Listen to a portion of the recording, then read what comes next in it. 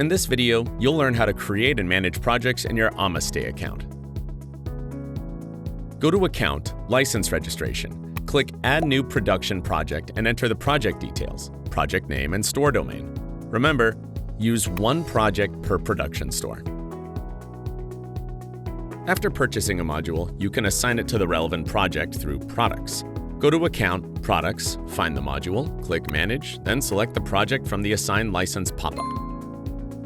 Alternatively, you can go to Account, Subscriptions, find the module, click Manage, then select the project from the Assign License pop-up.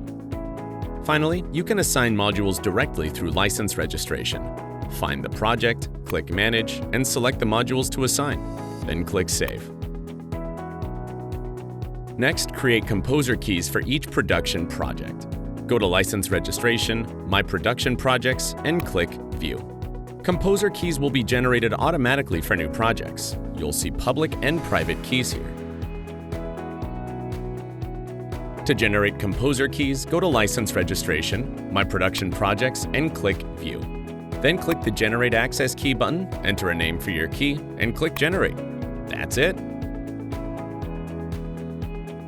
Go to License Registration, My Production Projects, and copy the instance registration key.